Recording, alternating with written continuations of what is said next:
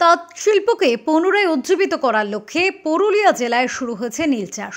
তাঁতের কাপড়ে সুতোর রঙের জন্য প্রাকৃতিক সম্পদ পলাশ শিমুলের পাতা ব্যবহার করা হয়। এবার নীল রঙের জন্য অর্গানিক পদ্ধতিতে নীল চাষ শুরু হয়েছে। পুরুলিয়ার প্রত্যন্ত আদিবাসী এলাকা টুক্কা গ্রামে এই নীল চাষ করছেন বেশ কয়েকটি আদিবাসী পরিবার।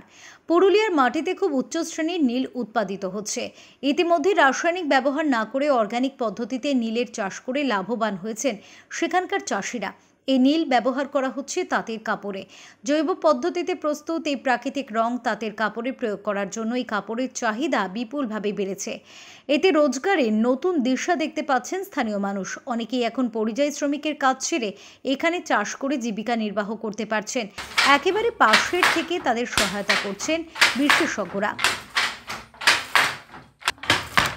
ধান চাষের থেকেও এটা অনেক বেশি আয় দেয়।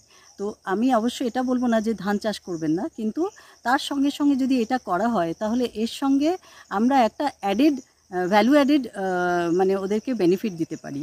তো এটা আমরা ভাবলাম যে এটা থেকে এক্সট্রাকশন যদি আমরা করি তাহলে আমাদের যারা চাষি এবং যারা তাঁতি, যাদেরকে আমরা তাঁত বোনানো শেখাচ্ছি, যা আর্টিজানরা রয়েছেন আমাদের এই টুকা গ্রামে, তো তাদেরকে আমরা শেখাচ্ছি এক্সট্রাকশন এই কারণে যে তারা একদম ভ্যালু অ্যাডেড যে বেনিফিটটা তারা সেটা পাবে।